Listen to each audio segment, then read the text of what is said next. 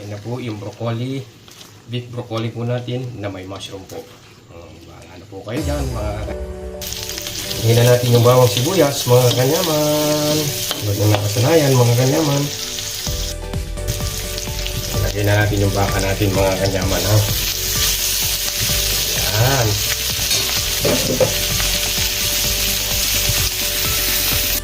Yan na ilagay na po natin yung karne po ng baka mga kanyaman. Tingnan niyo po ha. Lagyan natin ng konting paminta. Nilagay ko na po yung broccoli natin ha mga kanyaman. Miskin ko na po yung broccoli, nilaga ko na po. Ayan. Then, lalagay na natin yung sibuyas. Tsaka yung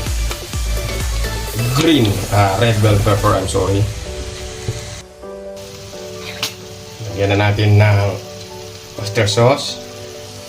Mga isang kutsarita. Tapos lagyan natin ng magic sarap. Pero depende po sa inyo kung gusto nyo pong lagyan. Then, lagay po natin finally yung mushroom natin. Ayan o. Nilagyan ko po ng mushroom since available naman po. Ayan.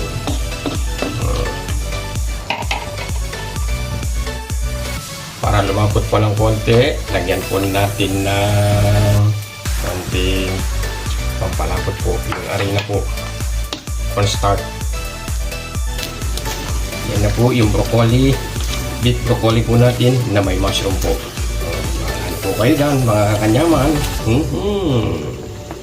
Sarap mga kanyaman. Yan mga kanyaman, nakaluto na po tayo. Ayan na po yung broccoli natin with mushroom ha. Tapos meron po tayong piniritong chicken at saka manok. Siyempre, subong kanyaman po mga kanyaman.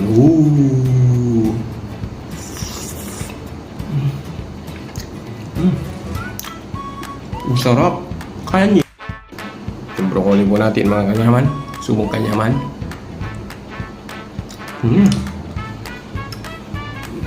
Yung mushroom. Kabuti.